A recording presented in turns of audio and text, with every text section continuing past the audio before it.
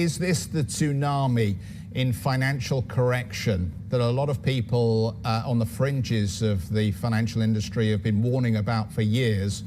Or are the central banks going to blink and step in and stabilize the markets yet again, and will continue to get relatively easy monetary conditions? Well, they can stabilize the markets if they want to print enough money, and assuming that that doesn't exacerbate the inflationary fears, which makes it a spiral, a Red Queen arms race in Lewis Carroll terms. But let's face it, I mean, I tweeted somewhat cynically 3 or 4 months ago when we had this bright ray of hope and the markets are pushing higher, and the comment was something like,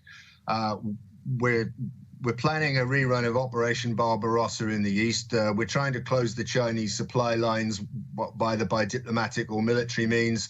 We don't have any energy. Inflation is roaring. Central banks are trapped between what they know they should do now and the mistakes they made in the past. Governments will use any excuse to spend money and to pursue the agendas which are going to lead us to lower growth, more poverty, less productivity. Do we think markets have bottomed? Clearly, we can always have a bounce, but I don't see where the bright ray of macroeconomic light is, and I don't see where the shafts of sanity from our policymakers are. Sean, it has been quite a stunning week when it comes to the interest rate story in the UK as well, and the repricing and expectations. 175 basis points now in some quarters of the market as we talk about a countdown to November. Do you think it's possible that the Bank of England could hike to that extent in a short period of time? Well, they haven't exactly inspired confidence with their moral fortitude in the past however many years, have they? I mean, clearly, again, they sat too long, too low.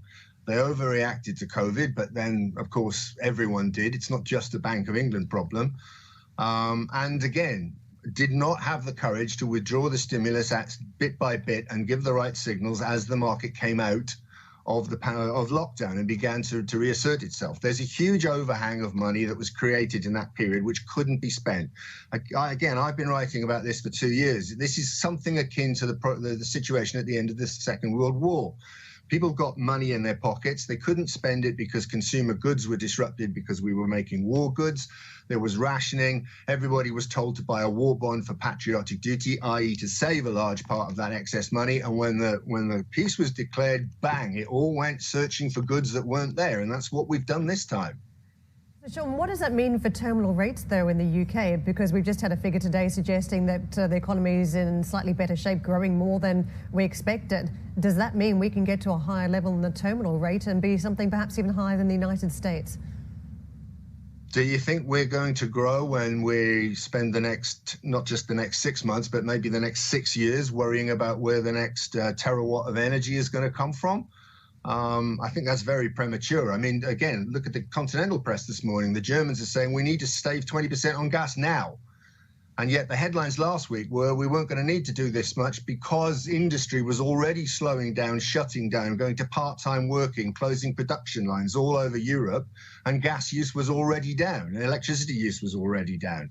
And yet we want 20% more to see us through the winter. The Belgian Prime Minister has talked about this being a 10-year crisis. So again, I don't want to, it's gloom and doom, I know, I'm sorry, I'd love to alleviate it, but just because a GDP number blips up, which the ONS itself on its website says is difficult to measure because of the impact of import prices on the calculations when you work them through, and the rampaging and very volatile energy costs which are largely associated with that. Does it mean anything? It's good that it didn't get worse today and fuel the current hysteria, but does that signal an end to the problems we have? I don't think so. Sean, can I just pick up on some of the problems then, because this week there are plenty of them, at least in the UK gilt market and the pension market. We talk about dysfunction, disorderly conditions. Do you think there's a chance that this gets worse when it comes to the financial system, because we've just got this rapid repricing of money and the volatility has been fairly extreme at this point? Well, we've seen this elsewhere. I mean, everyone talks about the UK having this problem, but we had a similar crisis in the energy market in Europe in the last couple of months. The Germans have had to pay billions and billions to bail out Uniper. The Swiss have paid billions to bail out Axpro, because all these guys were in a very volatile market where liquidity dried up, where prices weren't crazy, and they were all overexposed on their derivative books, trying to be clever. So it's nothing new, is it? Has the Bank of England done enough to calm the situation? And again, I think we touched on this.